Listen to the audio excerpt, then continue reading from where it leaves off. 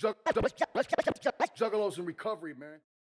What up, what up, what up, what up? Love all you beautiful people that joined us here in the room tonight. Again, if you're watching anywhere on live, you can click the link in the description and come join us. Figure I'd go ahead and end on that song because that is a great message of recovery when we all think we are down and out. Just don't quit. Pick yourself up and keep going, man.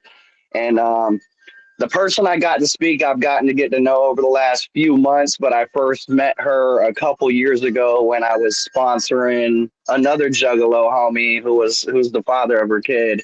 And I didn't know she was one of us, and I didn't know she was in recovery until then, and I didn't know how much time she had or that she was into the Juggalo lifestyle. And I could say over the months of getting to know her, she is an amazing, incredible person, and I don't know a lot of her story, just bits and pieces, but I know she has something to share with 8 years of sobriety and helping run admissions for three treatment centers and having a great 15-year-old, 16-year-old kid almost, and just living a beautiful life that she probably wouldn't have today if she didn't get sober.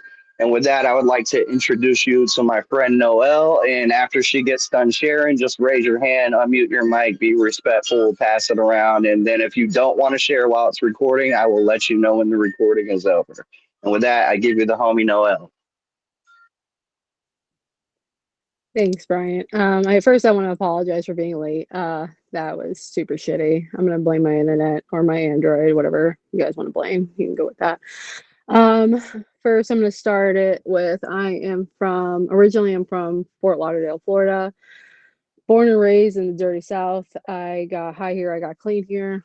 I moved to Port St. Lucie. I'm sure a lot of you are like, where the fuck is Port St. Lucie? It's about 45 minutes north of West Palm. I moved here at 7, but let me back it up a little bit. So, I believe in the disease of addiction because it started way before I put a drug or alcohol in my body. It started manifesting at a very young age, and it started with sugar. Uh, I would steal.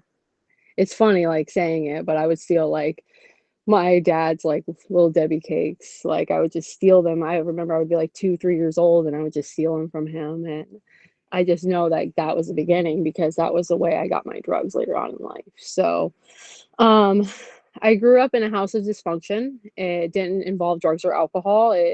Involved a lot of violence and untreated mental health. So I grew up in that in a very early age. I was adopted. I didn't know that until I was much older. My mom was a foster parent, so I was raised around a lot of dysfunctional children. I started getting molested at a very young age. I was 3 years old, and it didn't end until I was 7 when we moved away from Fort Lauderdale. I didn't share that with my mom until I was much older because at that age, you don't really know what's happening to you. You can't really process that, you know. Um, I don't blame my addiction on that. I don't blame, it's everything comes in full circle because everyone has a story. A lot of people say, "Oh, I had a perfectly good childhood and I don't know why it happened to me." I just believe in the disease of addiction regardless. So yeah, my like it's really hard for me to tell my story because it reminds me how much my life sucked until I got clean. I'm like, fuck, shit really sucked. But we're here to share the message regardless of how it sounds, to remind us why we don't want to go back. And so, yeah, I lived in Fort Lauderdale until I was 7. My parents said they wanted to move as soon as they started seeing hookers walk around outside. They weren't worried about the gunshots or, that, but the hookers is what bothered them. So that's why we moved away. We moved to Port St. Lucie when I was 7. Um, there was still a lot of dysfunction. My mom stopped fostering shortly after that because she had her license taken away from her. She had gone into a really big depression before her license was taken away from her. So she was sleeping all the time. I was 7 years old and I was in charge of all these foster children. They were younger than me. Um, I still hate children to this day. I have a child of my own. And, like, I love other people's kids, but, like, I think it's just, like, a resentment in the back of my mind is like, "Oh my god, like, taking care of kids is so overwhelming," you know? And so, I had to take care of all these kids, and my mom would be sleeping all the time, and it wasn't related to drugs, but untreated mental health, and my dad was working all the time, and my dad and I did not have a relationship at all, and it's not that he didn't love me, but he didn't know how to have a relationship with children. He was very quiet, and people claim to be introverted, but I know what a true introvert looks like. They just don't know how to talk to people. They're just like, "Hi," and that's, like, the end of it. But so she had her license taken away around I was about 7 or 8, and her depression got worse.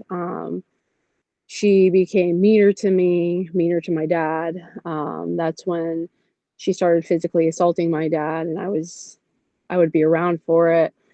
Uh, it was really bad. It just became increasingly worse, and I was just subject to it. I started to gain a lot of weight because I was self-medicating with food, you know, and I got picked on a lot at school. I would wear all black. I remember music was my medicine, my healthy medicine outside of, you know, at the time food. It wasn't healthy, but it was something. And I remember the first band I ever heard was Corn, and I was just like, "Oh, this is amazing. They get me." Let alone like a fucking 9-year-old probably shouldn't be listening to Corn, but fuck it. It fucking saved me. But I would go to school and dress in all black. I was a fat girl that was fucking awkward and, shy, but guess what? I wasn't shy. I was probably crippled with anxiety because I didn't know how to be around people because the life I had at home was so fucking chaotic that I had no social skills. So that was my shitty elementary school life. So middle school came around and same shit, just didn't talk to anybody, didn't have any friends. Mom was still a bitch. Dad still didn't talk to me. And eighth grade came around and I met two girls who, were kind of like the cooler kids. uh, they didn't have any friends either, but they didn't give a fuck. And I was like, "Oh, I want some of that I don't give a fuck attitude." I was like, "Yeah, let me get some of that." Because I give a fuck too much, and that's what gets my feelings hurt. And that's what I realized about life is that I just give a fuck too much, and I don't know how to handle that. And so they would smoke weed and drink, but I was like, I don't want to do that. And I didn't know what it was. I didn't want any part of it. And one of the girls almost died of alcohol poisoning at the school, and I took the bottle away from her, and I almost got expelled because I was trying to save her. I have a long line of trying to save people, because I I wanted to save myself, but we're not going to do that. Um, I didn't get expelled, um, but she did, and I never saw her again. And then high school came, and some of us have really bad high school years, but some of us have really good high school years, either productive or counterproductive. Mine was super counterproductive, but I considered it good because I got really fucked up and I got introduced to a lot of bad things. But so high school came and I met my first drug of choice, and outside of food, and that was a person who is the father of my son.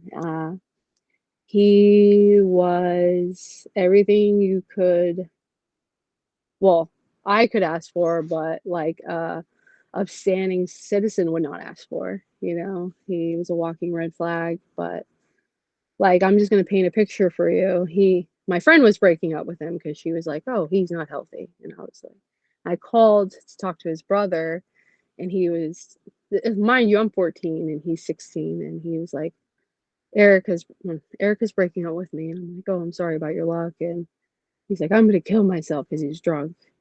And he's like, "Oh, it's a little dramatic," and he had a gun in his hand, and this is a true story. And I heard the gun go off, and I was like, "I'm gonna go now." I mean, I was 14. I didn't really know how to handle it. And come to find out, like, he pulled it. It didn't go off, and then he went off to the side and pulled it. And guess what? A week later, I was dating him. Because we make the best decisions when we come from trauma, right? Yeah, so I started dating him at 14, and he introduced me to, smoking weed and drinking. And I remember I didn't even like it. I didn't like the way it made me feel. I was just like, this is fucking stupid. But what I did like is that it took me outside of myself. What I did like is that it gave me confidence.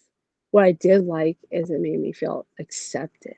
I actually had friends for fucking once. I had friends finally. I never experienced that. So I finally had some friends. Um, and grades didn't matter, school didn't matter, nothing mattered. Life didn't matter. It's like a common thing, a common mantra. Like, I don't care if I'm dead by the time I'm 18. I was a very angry teenager. The relationship with my mom got worse. She had lost her mind by this time. She was just very mean. Um, Not much to really say there. So, and as addiction goes, it progresses, gets worse. The drugs got worse, the using got worse, yada yada yada. So I started doing heavier stuff, but there's always those things like I won't do that. I'll do coke but not crack. I'll use pills but not heroin. That's later on in life, as we get older. But not when you're a teenager like that. For me, that's just my story. So, um, me and the father of my son, I was 17 at the time, and we were rolling all the time, using ecstasy and doing coke, and like we were hanging out with some seedy characters, if you will. And our life was becoming very bad. We're drinking and hanging out in trap houses, and you know, I was getting arrested for stealing. See, stealing. It started at a very young age. I was getting arrested for stealing. And one night we were rolling, and we came up with this brilliant idea. You know what would, you know, solve all our problems and make us get our shit together? Having a kid. That would force us to put all this bullshit aside and grow up. That would force us. So we planned to have my son. Like, that was a planned pregnancy. Did we think it was actually going to happen? Probably not. But yeah, loaded the clip, if you will. And a month after I turned 18, I was fucking pregnant. I couldn't believe it. I was like, it's like I had the audacity to be like, I'm fucking pregnant. What the fuck?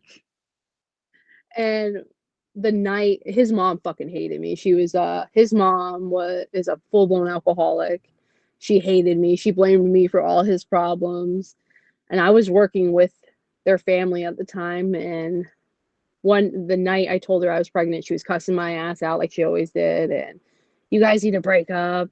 You're a piece of shit and all this stuff. And then I just yelled at her. I was like, I'm pregnant. And she's like, you gotta be fucking kidding me.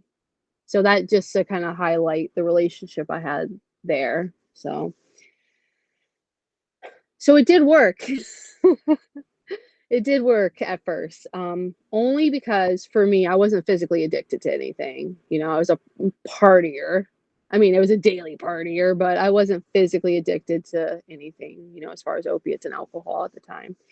So we were able to get our shit together momentarily. We were able to get an apartment and get cars and like get everything. And this is back in the day. Like, I'm 35. I was 18 at the time. Apartments were cheap. So I don't know if we could have done it now, but they were affordable, and I had my son. And everything was okay at first. But the thing is, take the drugs and the alcohol away. I'm stuck with myself. I was fucking miserable, dude. I was a miserable person. And like, my son made me happy momentarily, but then times when I was not happy. I knew it, and it showed, and I'm not proud of it, the things that I did. I didn't beat the fuck out of my kid or anything, just throwing that out there. But I just was a miserable ass person, and I was dying on the inside. So slowly but surely, I started allowing certain people back into my life, certain behaviors. I started smoking weed. I remember the first time I smoked weed, I'm like, yo, I'm fucking had a panic attack. I'm like, why am I doing this? Kept doing it because it felt natural. And then I was hanging out with one of my friends from high school. His family had won the lottery. So he had won the lottery money, and I had a dealer, and I could get pills for very cheap. And I never really fucked with opiates that much. I would like take a blue here and there, a Roxy or whatever, to like enhance my alcohol use, or whatever substance I was on, but it wasn't like my thing. And he would do them like fucking crazy. And of course, I was hanging out with him, so he'd give them to me. And I always heard what dope sick was, and I would see it, but one of those things, it will never happen to me. Never happened to me. And until the day it fucking happened to me. um, I called him. I was like, dude, I feel like shit. And I thought it was just a common cold until like 3 days later, I was still feeling like shit. And he's like, dude, you're dope sick. And I'm like, what do I do? What do I do? He's like, get more dope, dummy. The fuck? And I was like, oh. So that's when it all started. Slowly but surely, I was working 2 jobs at the time, lost both jobs, lost the cars, lost the fucking apartment, and just started giving everything away to my addiction, right? Had to move into baby daddy's mom's house, who was like, where's all the money I gave you for rent when you needed help? I'm like, oh, about that. Anyways, so those jets I was talking about, those jets started becoming current events. And since I didn't have a job, I had to start going back to stealing. So I was introduced to the needle, and I was a willing participant. I had seen people use needles in the past, and I would feel bad for them. I would be like, oh, why would you do that to yourself? Until I saw how fucking high they got, how much higher they got. And I was like, I want to do that. So I introduced myself to it. Because I always take responsibility for my actions today. I didn't in the past. I was the first motherfucker to blame somebody for something, but now I take responsibility. So I started shooting up in 2011, and in that same year, I got arrested 3 times because once I introduced that beast into the mix, I gave a fuck less. And then the Department of Children and Families was introduced into my life. Um, yeah, I did some dumb shit, stole again. You're gonna hear a lot of stealing in my story. That's just what I do. I prefer not to suck dick if I can avoid it, so I will steal. So I stole from baby daddy's sister. It's just a fucking shit show, but whatever. Cops showed up, and they arrested me in front of my son. He was 2 years old at the time. It was no, he's 3. I apologize. He was 3, and it was devastating for me. Um, but it needed to happen. At the time, I was resentful. I was like, fuck the cops, fuck DCF. But the beauty of it, they went from my 4th step to my 8th step. That's growth right there. And because they essentially saved my life and saved my son's life. But regardless, so they showed up 2011, took my kid away, and they're like, you need to go to treatment. I'm like, you can go fuck yourself. I'm not going to treatment. And it's that moment, it's like, are you willing to give up drugs for your kid? And it's like, yeah, I'm willing to do anything for my kid. All right, then do it. Okay. But not right yet. Not right now. So I would get a couple days here and there, try to do it on my own, try to substitute. I would do anything in my power to do it my way. Right. and just keep trucking along. I would go to jail, go to general population, play cards, fuck around, do nothing. And I would see my son here and there. He would be with the paternal grandmother because my mom's not allowed to have children in her care because of past events. I already told you. So that happened for a while. All right. So, so 2013 rolls around. See, a lot of time just passed. Using. There's really not much to talk about for that. 2013 rolled around. I was miserable, hated myself, hated my life, hated the fact that I was unable to just stop for my son. I just couldn't do it. And I always struggled with the idea of a higher power because I don't believe in Jesus. Don't. Everybody has their own concept, and that's good for them. That's what we get to do around here is we can believe in Jesus, we can believe in Buddha, we can believe in Satan, we can believe in whatever the fuck you want. I didn't believe in Jesus. So I was just like, God, if there is a God, whatever the fuck is up there around here, like I need you to like put me in jail or fucking kill me because I'm too much of a pussy to do it because I can't stop fucking using. And jail's the only thing that will stop me. I shit you not, like the cops fucking arrested me. They arrested me. Oh fuck, I totally fucking forgot a start part. And you know what? I always forget this part because it has to do with my dad's death. I apologize, you guys. I like, I like to forget about this. It's in 2013. So in 2013, my dad died. I get emotional, so I'm like, I want to not talk about it. So in 2013, my dad died of a heart attack. I came home and found his dead body. To this day, I don't know why my mom waited for me to come home and find this. And I don't tell you this out of sympathy, but just to remind you how sick and insidious this disease is, and like nobody judges you here. And it didn't, seeing him like that crushed me, especially since he died under the pretense thinking that I was a lost cause and telling my mom to not fuck with me anymore because I was legit stealing their TV out of their fucking house for them to open up their cabinet the next day and be like, where the fuck's my TV, and stealing, like, just stealing shit, from him. But I still went to his fucking wallet and stole his debit card because I didn't want to feel the pain I was feeling because my dad was fucking dead. But yeah, that's why I had that fucking prayer to God because I was like, dude, I can't do with this shit anymore. Like, kill me, put me on my fucking misery because I can't do this anymore. My dad just died. Can't see my fucking kid. And I had money and drugs. Still didn't fucking hush the pain, you know? And the next day, I shit you not, detective showed up at my door with a warrant out for my arrest because doing dumb shit, you're gonna get, do dumb shit, get dumb prizes. So I went to jail. This was June 11th of 2013. I went to jail on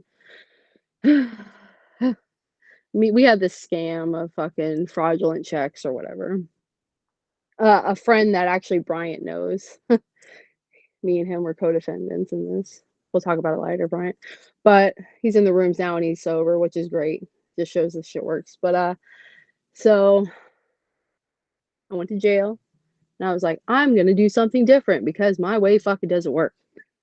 For once, I pulled my head out of my fucking ass because sometimes we gotta do that. And there was something called the drug dorm. It's like a treatment dorm. And I was like, I'm gonna go in there. And that's when I first heard the message of Narcotics Anonymous. It can Everybody's journey is different. It could be Alcoholics Anonymous, Narcotics Anonymous, Cocaine Anonymous. It doesn't matter. For me, it was Narcotics Anonymous. And that was the first message of fucking hope I ever heard. And I was like, holy shit, I'm not a degenerate piece of shit. I don't have like a moral deficiency. I'm not fucked. I'm not gonna be like this for the rest of my life. There's a way out. And it was like a light bulb went off. And I was like, this is awesome. So I served 3 months in jail and I got a year of pay for some bullshit like that. It was stupid. And the first thing I did was I went to a meeting, and I had a friend who knew where to go because this said friend that I used to get high with was like, "Hey, you should come to meetings with me. You would like it." I was like, "Go fuck yourself. I would never go to a fucking meeting. That's a cult. I don't do that shit. That's fucking lame. Quitters, winners don't quit and quitters don't win." Whatever we got to say to like separate ourselves from the solution. But I called that friend and I went to a fucking meeting. And I always remember my first NA meeting. It was so raw. This guy was talking about his recovery. He was like, "You're going to have to rip my recovery out of my cold, dead hands." And I was like, "Yeah, I can hang around here. I can do this." And, you know, I stayed. However, there was one fucking component. I didn't want to give up yet. That first DOC I talked about? Yeah, I kept that one around. My baby daddy. So he hit me up and he was like, let's, we can do this together. And I was like, okay. Later to find out 2 sickies don't make one welly. I thought we could do it together. Firmly believed that we could. Yeah, we used to go to meetings together, hold hands, all that good stuff. Yeah, we gave it we tried. um, so I started getting the gifts of recovery back. Um, I started seeing my son again.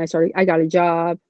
I did, but I did a half-ass fucking program. I got a sponsor, but it's only because I knew her, so I cheated. I was like, "Hey, I know you want to be my sponsor." I didn't call her, and if I did, I hope she didn't answer. I I chaired meetings, but I wouldn't share in meetings. I didn't talk to women because I didn't fucking like women. It just I half-assed it. And I heard once before the decisions you make, I mean, the suggestions you don't do is the ones you regret the most in the end. And it's true. So I made it up to a year, and I thought that was like a goal. Like that's the journey's done. You're good. You get a year in the program, you're like, all right, I'm out. I'm going now. And so that's what I did. I was like, okay, no more meetings for me. I get to see my kid all the time. I'm working on my treatment plan, like for DCF and everything. I got a job. I live with my friend. I'm cool, you know, until I wasn't cool anymore. I made it for, about 6 more months more until my baby daddy started drinking again. And it was a domino effect.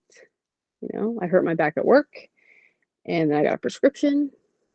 First it was Tramadol, then it was Percocets. You know how it goes. And then I slowly lost everything again. That's what happens for me. For this addict, that's what happens. Like, if I don't work a program, I fucking lose everything. I can't put anything in my body. I'll fucking destroy myself and everything around me, and I'll hurt everybody around me. So I lost my son again. I lost my jobs. I lost my car. I fucking lost myself. And my addiction was way worse than I ever got before, you know? Um, so he got arrested first because he was on felony probation, and they took him out. He got he got arrested and taken away.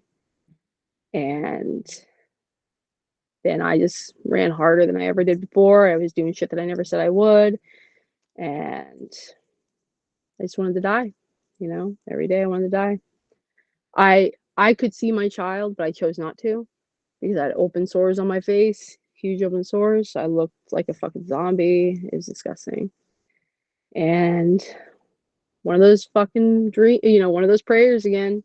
God kill me or fucking put me in jail. And I went to good old Walmart one day and stole and dicked around and took too much time, and loss prevention got me. And then the cops came and got me, and they were like, "Damn, are you on meth?" And I was like, "No." They're like, "You look rough." I'm like, "I'm ready to go. Can you put the bracelet on and just take me away from here, please?" It's crazy when you're excited to see a cop. It's just fucking take me out of my misery, It's just like that's the thing about addiction for me. It's like I don't want to use. I feel like I have to. Like it's life or death, you know. So went back to jail. My clean date is December 15th of 2015. You know, still have it today. And so they took me away and went off on my way. I was already out on bond from Walmart, stole from another Walmart. That sucked. Didn't say I was a smart addict. So they took me and booked me, and I detoxed the worst ever in my life because at St. Lucie County Jail, if you are detoxing off heroin, they don't give a fuck. You don't get anything. Unless you're detoxing off of alcohol or Xanax, which I wish I would have known to say, but I didn't. They don't give you anything. So I stayed up for a week. I was hallucinating. I was begging, like at one point, I begged the cops to give me some, the COs to give me something. They wouldn't. But I think I needed to feel that pain just so I could like remember it and not do it again. I'm glad I detoxed like that because I never want to feel that again. And so I sat in there for a year because they kept booking me in on new charges. Somebody had snitched on me for a case we did, and then another Walmart played back some tapes and found some shit I did. So my last run accrued 9 felonies and 5 misdemeanors. A judge wanted to move forward with potential career criminalizing me because of my prior charges. And he didn't, thank God, because I was like, I am nothing but a junkie, dude. I'm not doing this for fun or as a career. Uh, it was fucking scary, but thank God he didn't. But yeah, so that happened. I got out and I was like, all right, I'm going to do this fucking thing right. Whatever you say I need to do, I'm going to fucking do it. I went to NA, and the first thing someone said to me, they gave me a big hug and they said, welcome home. And I was so fucking happy, man. And I was like, let's fucking go. I know what to do. I felt so awkward. I got every female's number. I asked a stranger to be my sponsor. It felt so weird. It's like asking somebody out on a date, like, will you be my sponsor? I don't know you. But I did it. I got a home group. I started sharing meetings. I just did anything I could because I was terrified of relapsing. And because I did all those things, I just celebrated 8 years, in December. I was willing to do anything I had to in order to recover this time because I never want to live the way I did, you know. I got rid of that fucking baby daddy. Like I had to. We were in a relationship together for 11 years, but I don't give a fuck. Like time means nothing when it comes to my life and my recovery. Like that doesn't mean anything. I got my son back after not having him for 7 fucking years in my life. I didn't have my license for the first 5 years of my recovery. I was banned from Walmart for the first 5 years of my recovery. I can't have my gun license forever, but it's fine for a while. But it doesn't matter. I own a house. I have a car. I'm a manager at a job. They trust me with money. Like trust me. People trust me today. That's fucking huge. My kid respects me. My kid knows I'm going to come back home when I say I'm going to come back home. I used to always tell him I'll be right back. And he knew I was going to come back. Like, that's huge. Like, I have people in my life today who actually call me just to ask me how you're doing and not, hey, can you give me something? Like, that's huge. Recovery taught me how to be a good friend, how to be a good mom, how to be a good person. Because when I came in here, I was fucking broken and I didn't know how to live. This past year, I haven't told a lot of people, but a couple months ago, my mom finally apologized for all the fucked up shit she did to me. And it felt surreal. I thought I was dreaming. I was like, I can't, this is a very awkward conversation. Are you really saying this to me right now? And she said, yes, I did a lot of mistakes. And I felt so uncomfortable. I almost wanted to stop talking because I didn't know how to feel. But at the end of the day, like, if you put in the work and you decide your life is more important than the little feelings that make you want to get high in that moment that trigger you, then you can have something beyond what you can fathom. Like, and it doesn't stop here, like, "Oh, life's Gucci right now," but I have bigger plans, like, I actually went back to school, and I'm fucking terrified, I'm a nine-time felon, but I'm like, "Dude, fuck it, what do I have to lose?" Like, we only have one life to live, you know? I got to have fun out there and fucking be a little gangbanger, but, like, it wasn't fucking fun. Now it's actually time to do something fucking productive, something to be proud of. I can actually be proud of myself, respect myself. Like, I didn't know what fucking self-respect or self-love was until I got clean, you know? I don't know, this was a lot of fucking talking for me. You can end whatever you want. Yeah, that's She's what I'm gonna traveled all do. over the country with her family, taking her son to see Hobson in a whole nother state. She's done all types of dope Oh, shit in yeah. recovery. She's an amazing person. Oh, yeah, I've seen Um, ICP, like, fucking 4 times.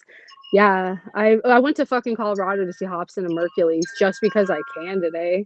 Financially just stable because is you're huge. sober. Yeah, Yeah, like, that's fucking wild. But all yeah, you can do whatever you put your mind to, only if you're clean. That's the only way you can do it. But yeah, that's all I have. Thanks for listening, and I appreciate it. I was nervous as fuck. Thank you. it's all right. Thanks, Noah. I appreciate it. I really can relate to a lot of different parts in your story, and I really loved where you said specifically, because I say it a lot of times when I speak, that I knew I was an addict and alcoholic ever before I crossed the line of no return or put a substance in my body. Like when I was 5, 6 years old, I was hoarding sodas and candy in my fucking dressing room drawer. You know what I mean? I had that addiction to more before I ever got high and drunk, you know? And that feeling of not wanting to die but not being able to live and God saving you, putting you in a jail cell or whatever the circumstance be. I've been through all that too, you know? And it's just crazy, like getting to hear your story and getting to know you more, how much I can relate to you on a lot of levels, you know? But with that, I'm just going to open up the meeting because it's everybody else's meeting. I'm just here to share it. So if anybody wants to share, raise your hand. You can unmute the mic. We got some new people. We got some old people. The room is yours.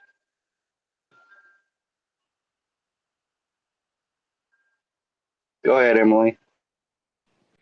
Hey, Noelle, thank you so much for sharing. I love listening to other women speak. And Dee kind of stole the words right out of my mouth of what I wanted to bring up. The idea that I also have felt that I was an addict before I ever even had the language for what it was. I mean, and same shit. And I think when I hear other women speak, like, so I'm an alcoholic, not so much a drug addict, but anyone who suffers from addiction, it's the same shit. It's always, it comes back to our relationships around food and our bodies, and kind of just like the way that, oh sorry, just like, the way that, not to be corny about it, but the way the patriarchy affects us, it really launches addiction out of us at such a young age.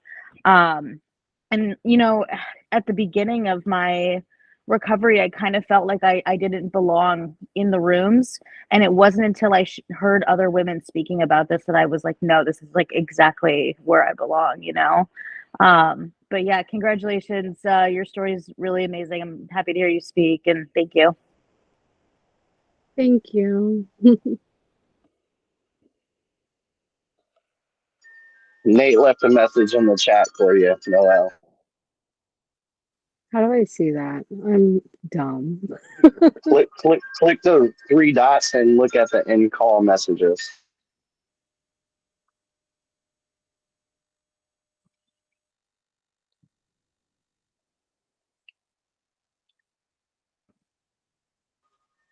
Anybody else want to share? If not, I'm going to end the recordings.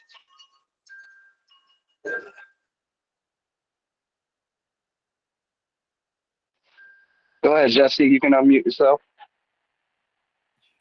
Hey, thank you for letting me be here. This is my first time at this meeting. I just want to say congratulations to everybody being sober. And Noelle, that was a good ass story, yo. Like, you were super transparent.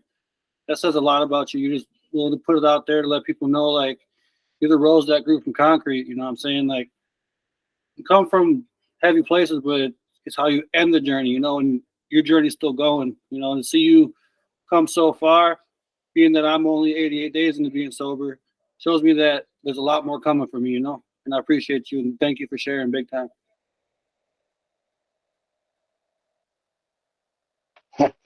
So it was funny. I was sitting there watching the Shaggy Twitch stream, and this guy, Jesse, super chat Shaggy and goes, "Hey, can you be my sponsor?" So I message him. I'm like, "Yo, bro, I'll be your sponsor, help you with step work if you want, bro, and come join these meetings. Here's my phone number. Let's here's my social. Let's switch information." It's just funny how so funny how like the recovery room and the Juggalo community is so big but so small at the same time. Just like running into Noelle, meeting her, and then meeting this guy in a Twitch stream, and then meeting people at the gathering, and meeting people at shows, and it's just like it's definitely something divine where we all start connecting together and trying to help other people. Is crazy, because that's something. If we were all in our addictions and not living right, wouldn't happen. So it's just kind of crazy the things that bring us together. But I'm going to go ahead and end the recordings real quick in case anybody wants to share that doesn't want to be on recordings.